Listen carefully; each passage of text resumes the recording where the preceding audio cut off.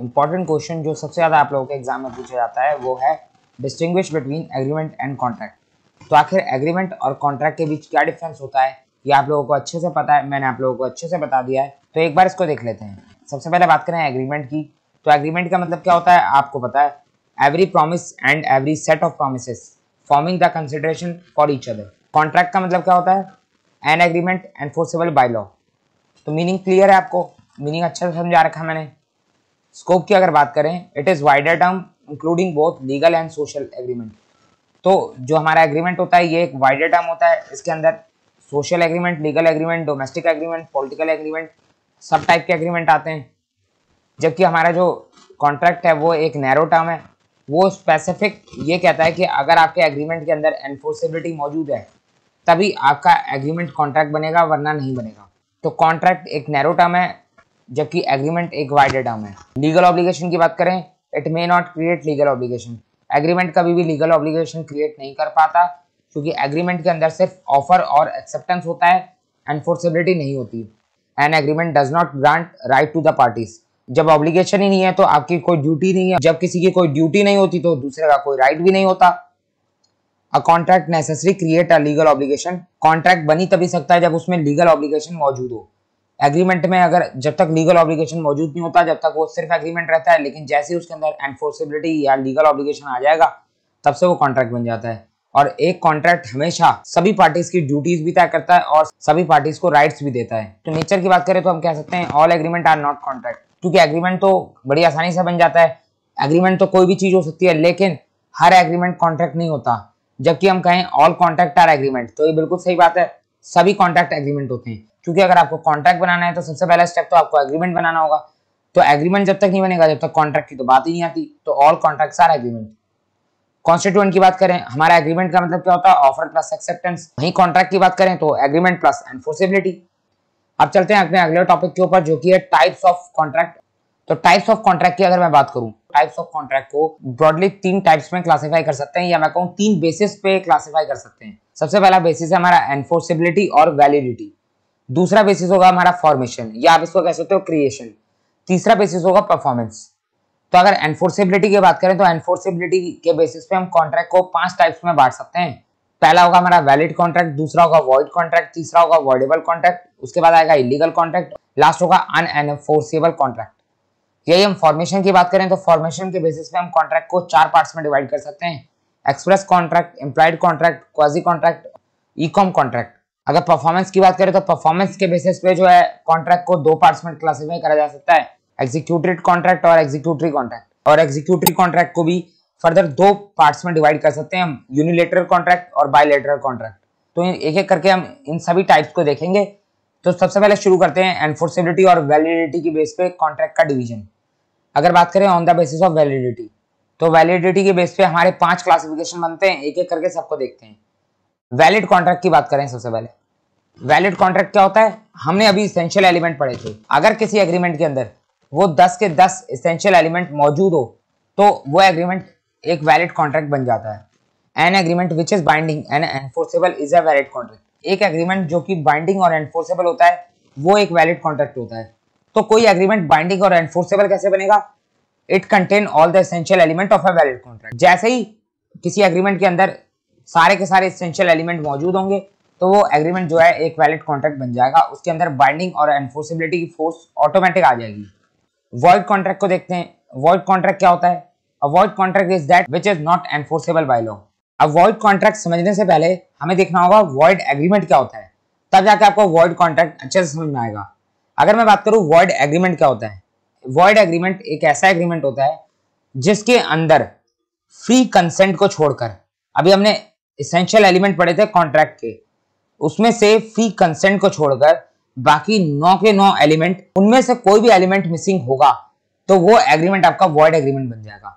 तो देखो मैं समझाता हूं आपको, अगर आपके एग्रीमेंट के अंदर म्यूचुअल कंसेंट नहीं है, 2 पार्टीज के बीच आपस में म्यूचुअल कंसेंट नहीं है, तो आपका एग्रीमेंट वॉइड एग्रीमेंट हो जाएगा।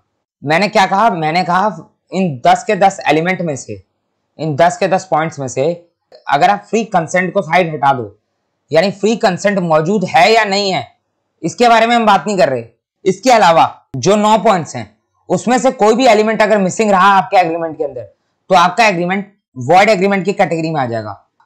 इसमें से देख लेते हैं, अगर मैं बात करूं आपके एग्रीमेंट के अंदर म्यूचुअल कंसेंट नहीं है तो आपका एग्रीमेंट वॉइड एग्रीमेंट बनेगा। तो लीगल ऑब्लिगेशन की तो हम बात नहीं कर सकते, वो तो एनफोर्सेबिलिटी कॉन्ट्रैक्ट बनाने के लिए अच्छी होती है, एग्रीमेंट तो बन ही जाएगा। फ्री कंसेंट की हम बात नहीं कर रहे। कॉम्पिटेंट टू कॉन्ट्रैक्ट, अगर आपकी पार्टीज जो एग्रीमेंट कर रही हैं वो कॉम्पिटेंट टू कॉन्ट्रैक्ट नहीं है, आपका एग्रीमेंट वॉइड एग्रीमेंट बन जाएगा। वॉइड एग्रीमेंट का मतलब हो गया वॉइड एब इनिशियो। वॉइड एब इनिशियो एक लैटिन वर्ड है जिसका मतलब होता है फ्रॉम द वेरी बिगिनिंग, मतलब आपका एग्रीमेंट शुरू से ही वॉइड है। वॉइड का मतलब क्या होता है, जो इनवैलिड है वो वैलिड मायने नहीं जाएगा। अगर आपके बीच म्यूचुअल कंसेंट नहीं है और आप एग्रीमेंट कर रहे हो तो आपका एग्रीमेंट बना ही नहीं, वो एग्रीमेंट ही नहीं बना। कॉन्ट्रैक्ट बनने की तो बात बाद में आएगी, आपका एग्रीमेंट ही नहीं माना जाएगा लॉ की नजरों में। अगर आप एग्रीमेंट कर रहे हो और आपकी एग्रीमेंट करने वाली पार्टी कॉम्पिटेंट टू कॉन्ट्रैक्ट नहीं है, लॉ की नजरों में वो एग्रीमेंट है ही नहीं। अगर हम बात करें आपके एग्रीमेंट में lawful consideration and lawful object नहीं है तो आपका एग्रीमेंट ही नहीं है, वो एक वॉइड एग्रीमेंट है। अगली बात करें, अगर कॉन्ट्रैक्ट एक्ट ने स्पेसिफिक बोल रखा है आपका agreement expressly declare to be void की लिस्ट में आ रखा है तो बात ही खत्म हो गई, तो एग्रीमेंट तो वॉइड है ही है। अगर आपके एग्रीमेंट के अंदर सर्टेनिटी नहीं है तो तब भी आपका एग्रीमेंट वॉइड है। तो अगर आपके एग्रीमेंट के अंदर इन 10 के 10 पॉइंट में से फ्री कंसेंट को अगर हम छोड़ दें, उसके अलावा कोई भी पॉइंट मिसिंग है, कोई एक पॉइंट मिसिंग है या एक से ज्यादा पॉइंट मिसिंग है, तो आपका एग्रीमेंट एक वॉइड एग्रीमेंट की कैटेगरी में आ जाएगा, वो एक वैलिड एग्रीमेंट नहीं बन सकता। तो वॉइड एग्रीमेंट हमेशा वॉइड एब इनिशियो होते हैं, मतलब वॉइड एग्रीमेंट स्टार्टिंग से ही वॉइड होता है, वो कभी वैलिड हुआ ही नहीं होता है, स्टार्टिंग से ही वो वॉइड होता है। तो वॉइड एग्रीमेंट की बात करें तो वॉइड एग्रीमेंट एक वॉइड एब इनिशियो होता है, मतलब वो शुरू से ही वॉइड होता है, स्टार्टिंग से ही वेरी बिगिनिंग वॉइड होता है। वॉइड एग्रीमेंट के अंदर क्या होता है, no restitution of benefit is allowed, आपको किसी भी तरीके का रेस्टिट्यूशन ऑफ बेनिफिट नहीं मिलेगा।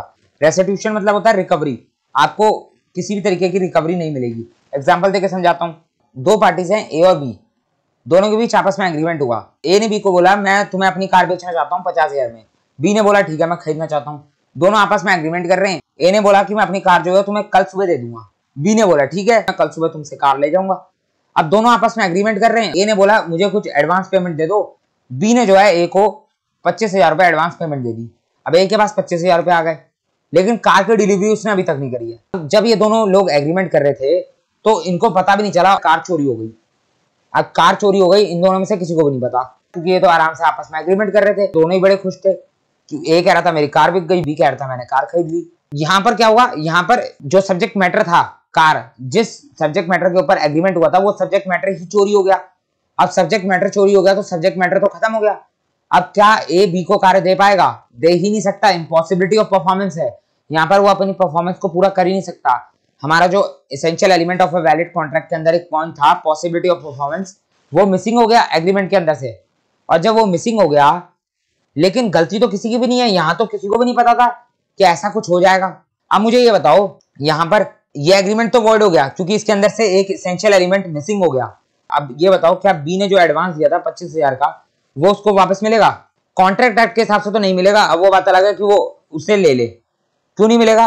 क्योंकि जब ये दो लोग आपस में एग्रीमेंट कर रहे थे उस टाइम पे जो एग्रीमेंट करने का सब्जेक्ट मैटर था वो सब्जेक्ट मैटर ही नहीं था, वो सब्जेक्ट मैटर ए के पास था ही नहीं। तो एग्रीमेंट किस बात का हो रहा था? जब आप एग्रीमेंट कर रहे थे उस टाइम पर पॉसिबिलिटी ऑफ परफॉर्मेंस थी ही नहीं, आप एग्रीमेंट कर रहे हैं वहां आपकी कार चोरी हो रही है, आपके पास पॉसिबिलिटी ऑफ परफॉर्मेंस तो है ही नहीं, तो आपका एग्रीमेंट वॉइड एग्रीमेंट बन गया। और वॉइड एग्रीमेंट में रिकवरी ऑफ बेनिफिट नहीं होता, यानी अगर एक पार्टी को कोई बेनिफिट हो गया एग्रीमेंट करने की वजह से तो उसकी आप रिकवरी नहीं कर सकते, क्योंकि वॉइड एग्रीमेंट लॉ की नजरों में कोई एग्रीमेंट होता ही नहीं। आपने तो कोई एग्रीमेंट किया ही नहीं, वॉइड एग्रीमेंट लॉ को नजर नहीं आता। तो जब कोई एग्रीमेंट नजर नहीं आता तो वो रिकवरी किस बात की करवाएगा आपको? आपको दूसरा एग्जांपल देता हूं, ए और बी दो लोगों के बीच आपस में एग्रीमेंट हुआ। ए ने बी को बोला कि मैं तुम्हें 50,000 रुपए देता हूं, एक काम करो सी की कार चोरी करो और मेरे पास लेकर आ जाओ। बी गया सी की कार चोरी करने। अब कमाल की बात यह है बी और सी आपस में दोस्त हैं और ये बात ए को नहीं पता। बी ने सी को बोला कि ए ने जो है मुझे भेजा है तुम्हारे पास ताकि जो है मैं तुम्हारी कार चोरी करके ए को दे दूं। अब बी ने जो है सी को सारी बात बता दी। अब बी ने सी से बोला एक काम करो मैं तुम्हारी कार लेकर चले जाता हूँ ए के पास, तुम जो है ए के खिलाफ पुलिस कंप्लेंट कर लेना और ये जो 50,000 रुपए मिले हैं मुझे, इस 50,000 रुपए को हम आपस में बांट लेंगे। क्योंकि बी और सी तो दोस्त थे तो बी ने सी का नुकसान नहीं होने दिया। तो बी जो है सी की कार ए के पास लेके चला गया और सी ने जो है ए के खिलाफ पुलिस कंप्लेंट कर दी। पुलिस ने जो है सी की कार रिकवर करवा दी, कार जो है वापस मिल गई सी को, ए को उठा के जेल में डाल दिया। अब ए ये कहेगा कि मैंने बी को 50,000 रुपए दिए थे, लेकिन बी और सी तो मिले हुए थे, बी ने मुझे धोखा दिया, बी और मेरे बीच एग्रीमेंट हुआ था, बी ने वो एग्रीमेंट को तोड़ा। तो यहां पर एक बात बताओ, क्या ए और बी का एग्रीमेंट वैलिड एग्रीमेंट माना जाएगा? बिल्कुल नहीं माना जाएगा, क्योंकि ए और बी के एग्रीमेंट के अंदर एक essential element of a valid contract missing था, और वो कौन सा था? Lawful object. क्योंकि आपका एग्रीमेंट जो है वो अनलॉफुल था, आप चोरी करने के मकसद से एग्रीमेंट कर रहे थे, तो आपके एग्रीमेंट के अंदर एक essential element of a valid contract missing था, इसलिए आपका एग्रीमेंट वॉइड एग्रीमेंट बन गया। और जब एग्रीमेंट ही वॉइड बन गया तो वॉइड एग्रीमेंट तो लॉ की नजरों में एग्जिस्ट ही नहीं करता। तो जब एग्जिस्ट ही नहीं करता तो आपको पैसे की रिकवरी होगी कहां से? ये जो है बी से पैसा रिकवर कर ही नहीं सकता, बी तो कह देगा साहब साहब ऐसा कोई एग्रीमेंट हुआ नहीं था हमारे बीच। तो no restitution of benefit is allowed, void agreement के अंदर कोई रेस्टिट्यूशन ऑफ बेनिफिट नहीं मिलेगा। तो आपको क्लियर हो गया वॉइड एग्रीमेंट क्या होता है। हम पढ़ रहे थे वॉइड कॉन्ट्रैक्ट क्या होता है। वॉइड कॉन्ट्रैक्ट पढ़ने से पहले आपको वॉइड एग्रीमेंट क्या होता है अच्छे से पता होना चाहिए। अब बात करते हैं वॉइड कॉन्ट्रैक्ट क्या होता है। Void contract is that contract which is not enforceable by law. It is defined in section 2J of the Indian contract act. तो सेक्शन 2J ने डिफाइन कर रखा है कि आखिर वॉइड कॉन्ट्रैक्ट क्या होता है। A contract which cease to be enforceable by law becomes void when it cease to be enforced. इसका मतलब ध्यान से सुनो, सबसे पहले सीजेस का मतलब समझो। सीजेस का मतलब होता है स्टॉप। स्टॉप मतलब रोक लगना। तो एक कॉन्ट्रैक्ट है विच सीजेस, यानी वो कॉन्ट्रैक्ट जो है रुक गया, स्टॉप हो गया, to be enforceable by law. तो एक ऐसा कॉन्ट्रैक्ट जो एनफोर्सेबल बाय लॉ होने से रुक गया, स्टॉप हो गया, बिकम्स वॉइड, तो वो वॉइड हो जाएगा। अब देखो यहां पर लिखा हुआ सीजेस, स्टॉप हो गया, मतलब ये पहले वैलिड कॉन्ट्रैक्ट था, लेकिन अब ये स्टॉप हो गया, अब इस पर रोक लगा दी कि अब ये वैलिड नहीं रहेगा, आज से ये वैलिड नहीं रहेगा। जब एक कॉन्ट्रैक्ट हुआ था तब ये कॉन्ट्रैक्ट वैलिड था, लेकिन अब इस पर रोक लगा दी कि अब ये वैलिड नहीं रहेगा, इसको सीज कर दिया। तो ऐसा कॉन्ट्रैक्ट जो पहले वैलिड था और अब उसको एनफोर्सेबल होने से रोक दिया गया, वो कॉन्ट्रैक्ट हमारा वॉइड कॉन्ट्रैक्ट बन जाएगा। और ये वॉइड कब से होगा? When it cease to be enforceable. जब से इसको एनफोर्सेबल होने से रोक दिया जाएगा तब से ये वॉइड हो जाएगा। तो आपको डेफिनेशन समझनी है बहुत ध्यान से। एग्जांपल देखते हैं इसके। Mister X agree to write a book with a publisher. Mister X जो है वो एग्री हुआ कि वो एक बुक लिखेगा, और वो एग्रीमेंट उसने किसके साथ किया? एक पब्लिशर के साथ। सच एग्रीमेंट इज वैलिड। तो बुक लिखना तो एकदम वैलिड एग्रीमेंट है। आपने पब्लिशर के साथ कोई एग्रीमेंट किया किताब लिखने का, तो वो तो बिल्कुल वैलिड एग्रीमेंट है। But after a few days X dies in an accident. लेकिन कुछ दिनों बाद जो है एक्स एक्सीडेंट में मर गया। तो जिसके साथ आपने एग्रीमेंट किया था वही मर गया। तो यहां पर क्या हुआ? Here the contract become void due to impossibility of performance of the act. अब एक बात बताओ, यहां पर तो इम्पॉसिबिलिटी ऑफ परफॉर्मेंस हो गई, जिसके साथ एग्रीमेंट किया था वही इंसान मर गया। अब आपका एग्रीमेंट पूरा कौन करेगा? अब आपकी परफॉर्मेंस पूरी कौन करेगा? तो आपके कॉन्ट्रैक्ट में से तो एक essential element of a valid contract missing हो गया। पॉसिबिलिटी ऑफ परफॉर्मेंस तो मिस है आपके कॉन्ट्रैक्ट में से। लेकिन मुझे एक बात बताओ, जब पब्लिशर ने कॉन्ट्रैक्ट किया था मिस्टर एक्स के साथ, तब ये कॉन्ट्रैक्ट बिल्कुल वैलिड था।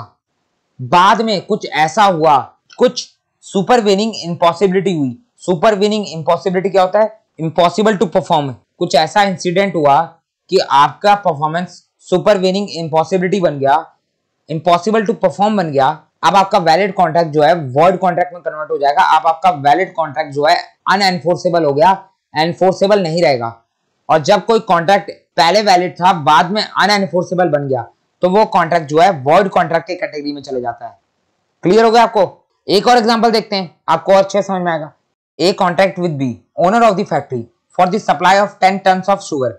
ए और बी के बीच कॉन्ट्रैक्ट हुआ। बी कौन है? फैक्ट्री का मालिक है। और कॉन्ट्रैक्ट किस चीज का हुआ था? Supply of 10 tons of sugar. 10 ton sugar जो है वो सप्लाई करेगा बी ए को।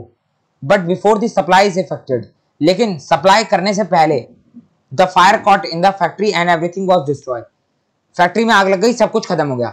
अब जहां पर शुगर बननी थी उस फैक्ट्री के अंदर ही आग लग गई। यहां पर जब शुगर बनेगी नहीं, बी अपना परफॉर्मेंस पूरा कैसे करेगा? तो यहां पर भी इम्पॉसिबिलिटी ऑफ परफॉर्मेंस हो गया। तो यहां पर ये जो कॉन्ट्रैक्ट जब ए और बी ने किया था उस टाइम पर फैक्ट्री तो थी ना, काम तो चल रहा था, तो कॉन्ट्रैक्ट बिल्कुल वैलिड था। लेकिन बाद में कुछ ऐसा हुआ, सुपरवीनिंग इम्पॉसिबिलिटी हुई कि आपका कॉन्ट्रैक्ट जो है वो वैलिड से वॉइड बन गया, तो कॉन्ट्रैक्ट वॉइड हो गया। एक और एग्जांपल देता हूं।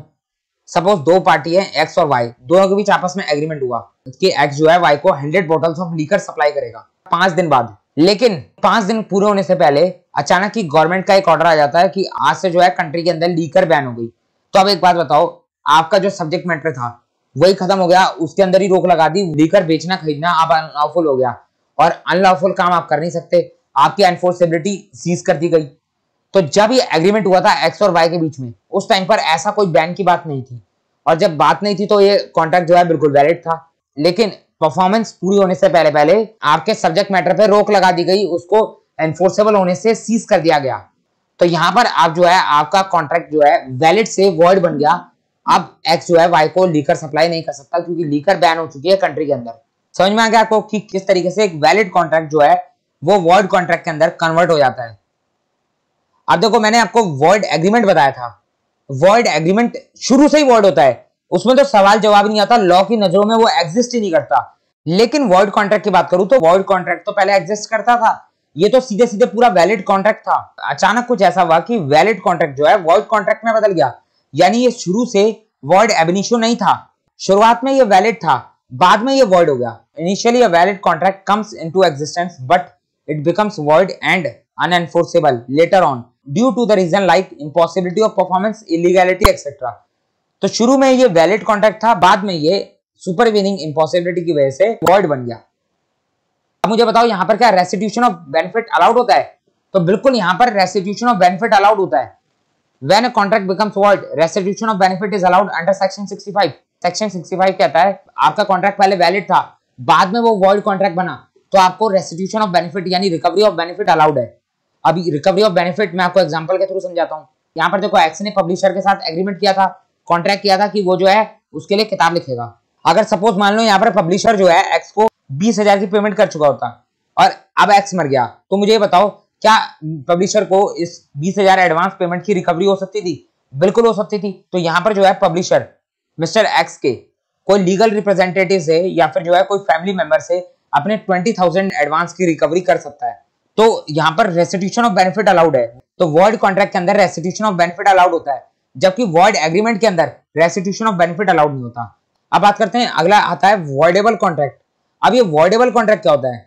तो देखो यहाँ पर वर्ड लिखा हुआ है एबल। एबल का मतलब होता है कि ये वॉइड होने के लिए एबल है, लेकिन वॉइड होगा नहीं होगा ये डिपेंड करता है सिचुएशन के ऊपर। According to section 2I of the Indian contract act, section 2I में बता रखा है वॉइडेबल कॉन्ट्रैक्ट क्या होता है।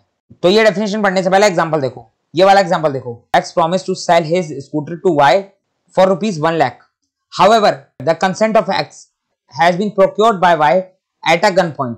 एक्स ने प्रॉमिस किया कि वो अपना स्कूटर सेल करेगा वाई को 1 लाख रुपए में, लेकिन एक्स की जो कंसेंट ली गई है स्कूटर बेचने को लेकर वो वाई ने ली है गन पॉइंट पर। यानी यहाँ पर सीधे सीधे फ्री कंसेंट का मामला आता है, एक्स की कंसेंट फ्री नहीं थी। तो यहाँ पर जो एक्स है वो क्या है? वो एक अग्रीव पार्टी है। अग्रीव पार्टी मतलब ऐसी पार्टी जिसकी कंसेंट फ्री नहीं थी, जिसके साथ कुछ गलत हुआ है, उस पार्टी को हम बोलते हैं अग्रीव पार्टी। तो यहाँ पर अग्रीव पार्टी कौन है? एक्स।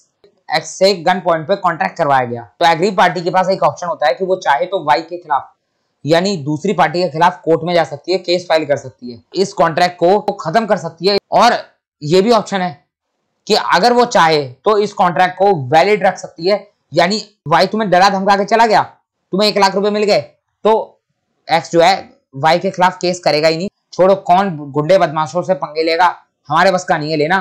तो एक्स ने जो है वाई के खिलाफ कोई केस किया ही नहीं।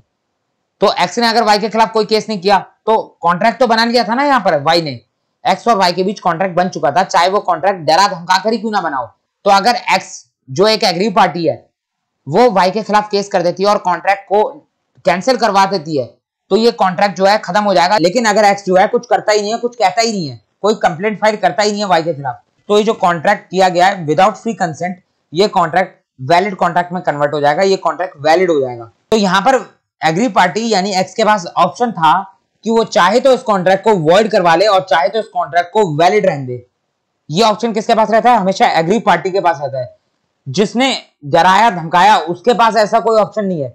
अगर एक्स ने बोल दिया ठीक है मैंने इस कॉन्ट्रैक्ट को वैलिड मान लिया, तो यहाँ पर वाई ये नहीं कहेगा ना ना भाई मैंने तो सोचा था तेरा स्कूटर नया है, तेरा स्कूटर तो पुराना है, अब तेरा स्कूटर चल नहीं रहा, एक काम कर वापस अपने पास रख ले, मैं इस कॉन्ट्रैक्ट को नहीं मानता, इस कॉन्ट्रैक्ट के अंदर फ्री कंसेंट नहीं थी। किसकी फ्री कंसेंट नहीं थी? एक्स की फ्री कंसेंट नहीं थी, वाई की तो कंसेंट फ्री थी। वाई ने तो एक्स को डराया धमकाया है, तो वाई के पास ऐसा कोई ऑप्शन नहीं है कि वो कॉन्ट्रैक्ट को वॉइड करवा ले। ये ऑप्शन सिर्फ एग्री पार्टी के पास होता है। तो एग्री पार्टी चाहे तो कॉन्ट्रैक्ट को वॉइड भी करा सकती है, चाहे तो वैलिड भी करा सकती है और दूसरी पार्टी को मानना पड़ेगा। तो यहाँ पर क्या लिखा हुआ है? X is an aggrieved party and the contract is voidable. तो कॉन्ट्रैक्ट यहाँ पर वॉइडेबल है। वॉइडेबल का मतलब ये अभी वॉइड हुआ नहीं है, वॉइड होने की एबिलिटी रखता है, ये चाहे तो वॉइड हो जाएगा और चाहे तो वैलिड हो जाएगा, डिपेंड करता है एट हिज ऑप्शन, एक्स के ऑप्शन पे। एक्स चाहे तो इसको वैलिड करवा ले, चाहे तो वॉइड करवा ले, एक्स की अपनी मर्जी है, but not on the option of Y. यहाँ पर वाई के ऑप्शन नहीं है, वाई की मनमर्जी नहीं चलेगी, मनमर्जी किसकी चलेगी, सिर्फ एग्री पार्टी की। It means if X accept the contract become a valid contract, then Y has no option to rescinding the contract. Rescinding का मतलब होता है कैंसिल, तो वाई के पास ऐसा कोई ऑप्शन नहीं है कि वो कॉन्ट्रैक्ट को बाद में कैंसिल कर सके। An agreement which is enforceable by law at the option of one और मोर ऑफ द पार्टीज। तो यहाँ पर एग्री पार्टी एक भी हो सकती है, एक से ज्यादा भी हो सकती है। तो एग्री पार्टी की ऑप्शन पर डिपेंड करता है कि आपका एग्रीमेंट एनफोर्सेबल बाय लॉ होगा कि नहीं होगा, but not at the option of other और अदर्स। तो जिस पार्टी ने डरा धमकाया, जबरदस्ती कॉन्ट्रैक्ट करवाया है, तो वो पार्टी एक भी हो सकती है, एक से ज्यादा भी हो सकती है। जिस तरीके से एग्री पार्टी एक और एक से ज्यादा हो सकती है, उसी तरीके से जो पार्टी जबरदस्ती दूसरे से एग्रीमेंट करवा रही है वो भी एक और एक से ज्यादा हो सकती है। तो यहाँ पर वॉइडेबल एग्रीमेंट एनफोर्सेबल हो सकता है, वो डिपेंड करता है किसके ऑप्शन पे, एग्री पार्टी के ऑप्शन पे, डिपेंड नहीं करता किसके ऑप्शन पे, दूसरी पार्टी के ऑप्शन पे। तो ऐसे कॉन्ट्रैक्ट को हम वॉइडेबल कॉन्ट्रैक्ट बोलते हैं। डेफिनेशन थोड़ी सी टेक्निकल है, लेकिन अब आपको डेफिनेशन का मतलब समझ में आता है। एक और एग्जांपल देख लेते हैं। If X is forced to sign a contract is voidable at the option of X. तो अगर एक्स से किसी ने जबरदस्ती कोई कॉन्ट्रैक्ट पे साइन करा है तो वो कॉन्ट्रैक्ट वॉइडेबल है, और एक्स के पास ऑप्शन है कि वो चाहे तो उस कॉन्ट्रैक्ट को वॉइड भी करवा सकता है। एक्स में आइदर रिसाइन द कॉन्ट्रैक्ट और elect to be bound by it. मतलब रिसाइन का मतलब होता है अवॉइड कर सकता है, रेपुडिएट कैंसिल कर सकता है। तो एक्स के पास ऑप्शन है, वो चाहे तो इस कॉन्ट्रैक्ट को रिसाइन कर सकता है यानी कैंसिल कर सकता है, या फिर इस कॉन्ट्रैक्ट से बाउंड होकर इसको ऐसी वैलिड रहने दे सकता है। तो डिपेंड करता है एक्स के ऊपर, एग्री पार्टी के ऊपर, एग्री पार्टी क्या चाहती है। तो क्लियर हो गया आपको। अब बात करते हैं अपने फोर्थ एग्रीमेंट की, जो कि है इलीगल एग्रीमेंट। नाम ही इलीगल है, इलीगल का मतलब ऐसा एग्रीमेंट जो लीगल नहीं है। तो इलीगल एग्रीमेंट कब होगा? An illegal agreement is one which is forbidden by law. Forbidden का मतलब क्या होता है? Prohibit, ban. ऐसा एग्रीमेंट जिसको लॉ ने बैन कर रखा है वो एग्रीमेंट आपका इलीगल एग्रीमेंट कहलाएगा। According to section 23, an agreement is illegal and void if its object and consideration is unlawful. ऐसा एग्रीमेंट इलीगल और वॉइड हो जाएगा जिस एग्रीमेंट का ऑब्जेक्ट और कंसिडरेशन अनलॉफुल होगा। एग्जांपल देख लेते हैं, बहुत आसान सी बात है। A promise to give 1000 to B if B would steal C's car and deliver it to A. It is an illegal agreement as theft is forbidden by law. तो चोरी का एग्रीमेंट कर रहे हो, और चोरी करना तो प्रोहिबिट बाय लॉ है, लॉ के खिलाफ है। तो ये इस टाइप का एग्रीमेंट तो अनलॉफुल ऑब्जेक्ट से बनाया जा रहा है। A, B and C enter into an agreement to carry on the business of smuggling and agreed to divide the profit in equal share. It is an illegal agreement. तो A, B और C तीनों agreement करते हैं कि business करेंगे smuggling का और profit को आपस में बांट लेंगे। तो आपका एग्रीमेंट का ऑब्जेक्ट ही इलीगल है, स्मगलिंग बिजनेस जो है वो अनलॉफुल है, फॉरबिडन बाय लॉ है, तो आपका एग्रीमेंट जो है वो इलीगल एग्रीमेंट होगा। तो इलीगल एग्रीमेंट तो नॉर्मल सी बात है, आसान है, क्लियर है, समझना। अनएनफोर्सेबल कॉन्ट्रैक्ट क्या होता है? An unenforceable contract is one which is suffered from some technical defect, that is absence in writing, stamp, registration, barred by limitation, etc. तो एक ऐसा कॉन्ट्रैक्ट जिसके अंदर कुछ टेक्निकल डिफेक्ट है, मतलब कुछ फॉर्मेलिटीज हैं जो आपने पूरी नहीं करी कॉन्ट्रैक्ट के अंदर, तो जब तक आप उस फॉर्मेलिटीज को पूरी नहीं करोगे, टेक्निकल डिफेक्ट उसके अंदर मौजूद रहेगा, आपका कॉन्ट्रैक्ट जो है अनएनफोर्सेबल कॉन्ट्रैक्ट रहेगा। अब वो टेक्निकल डिफेक्ट कौन कौन से हो सकते हैं? Absence in writing. Contract act का कहना है कि आप कॉन्ट्रैक्ट ओरल करो या रिटर्न करो, उस बात से फर्क नहीं पड़ता, कॉन्ट्रैक्ट फुली वैलिड है। लेकिन कॉन्ट्रैक्ट एक्ट ने एक और बात कही थी, अगर किसी लॉ में लिखा हुआ है कि आपको राइटिंग में ही कॉन्ट्रैक्ट करना है तो आपको राइटिंग में ही कॉन्ट्रैक्ट करना पड़ेगा। तो अगर किसी लॉ के अकॉर्डिंग राइटिंग में कहा गया है और आपने राइटिंग में नहीं किया तो यहाँ पर एब्सेंस इन राइटिंग है, तो ये एक टेक्निकल डिफेक्ट है। अगर आपको कहा गया कि आपको स्टैंप लगानी है कॉन्ट्रैक्ट के ऊपर और आपने नहीं लगाई, टेक्निकल डिफेक्ट है। रजिस्ट्रेशन करवाना है, आपने नहीं कराया, टेक्निकल डिफेक्ट है। मैंने आपको बताया था लिमिटेशन एक्ट के अकॉर्डिंग अगर 3 साल से ऊपर का डेट हो गया तो उसकी रिकवरी के लिए राइटिंग कॉन्ट्रैक्ट बनना चाहिए। अगर राइटिंग में नहीं बनाए तो ये एक टेक्निकल डिफेक्ट है। वन और both parties can not sue upon it. तो अगर आपके कॉन्ट्रैक्ट के अंदर टेक्निकल डिफेक्ट है, आपका कॉन्ट्रैक्ट अनएनफोर्सेबल है, दोनों ही पार्टीज जो है आपस में एक दूसरे के खिलाफ सूट फाइल नहीं कर सकती, केस नहीं कर सकती। If the technical defect is removed the contract becomes enforceable. तो कोई दिक्कत ही नहीं आपके कॉन्ट्रैक्ट के अंदर, सिर्फ टेक्निकल डिफेक्ट है ना, टेक्निकल डिफेक्ट दूर करवा लो, स्टैंप नहीं लगाई स्टैंप लगवा लो, रजिस्ट्रेशन नहीं करवाया रजिस्ट्रेशन करवा लो, रिटर्न में नहीं करवाया तो रिटर्न में लिखवा लो। तो अगर आप टेक्निकल डिफेक्ट दूर करवा लोगे अपने कॉन्ट्रैक्ट में से तो आपका कॉन्ट्रैक्ट एनफोर्सेबल बन जाएगा। एग्जांपल देख लेते हैं। A bought goods from B in 2015 but no payment was made till 2019। 2015 में सामान खरीदा था, 2019 तक पेमेंट नहीं करी। तो ए जो है बी से सामान लेकर गया था तो आज तक पेमेंट नहीं करी। 4 साल हो गए इस बात को। लिमिटेशन एक्ट के अकॉर्डिंग 3 साल तक अगर आपका कोई उधार नहीं चुकाता तो आपको उसके खिलाफ केस फाइल कर देना चाहिए। अगर 3 साल से ऊपर हो गए और आपने कोई लीगल एक्शन नहीं लिया तो अब आप जो है 3 साल के बाद उसके खिलाफ कोई केस फाइल नहीं कर सकते। B can not sue A for the payment in 2019 as it is crossed 3 years and barred by limitation act. A good debt become unenforceable after the period of 3 years as barred by limitation act. तो एक good date, अच्छा date था, ऐसा तो नहीं है इस contract के अंदर कोई इलीगल कंसिडरेशन था, इलीगल ऑब्जेक्ट था। आप इस डेट की रिकवरी कर सकते थे, इस पैसे की रिकवरी कर सकते थे। एक गुड डेट था जो आपने अनएनफोर्सेबल करवा दिया। 3 साल से ज्यादा आपने अपने पैसे को क्यों लटकाया? आपने 3 साल के अंदर अंदर कोई लीगल एक्शन क्यों नहीं लिया इसके खिलाफ? तो अब आपका एक गुड डेट भी अनएनफोर्सेबल बन गया क्योंकि 3 साल का पीरियड खत्म हो चुका है। तो ये हो गया एक अनएनफोर्सेबल कॉन्ट्रैक्ट। तो क्लियर हो गया आपको अनएनफोर्सेबल कॉन्ट्रैक्ट क्या होता है। तो हम देख रहे थे हमारे टाइप्स ऑफ कॉन्ट्रैक्ट। मैंने आपको ऊपर दिखाया था यहाँ पर टाइप्स ऑफ कॉन्ट्रैक्ट का, जिसमें पहला हमारा पॉइंट था on the basis of enforceability और वैलिडिटी। इसके 5 टाइप्स थे, पांचों टाइप्स हमने देख लिए एक एक करके। अब हम देखेंगे on the basis of formation. अब इसके बेसिस पे कॉन्ट्रैक्ट के 4 टाइप्स हैं, इन चारों टाइप्स को देखते हैं, फिर इसी तरीके से परफॉर्मेंस को देखेंगे और टाइप्स ऑफ कॉन्ट्रैक्ट अपना खत्म करेंगे।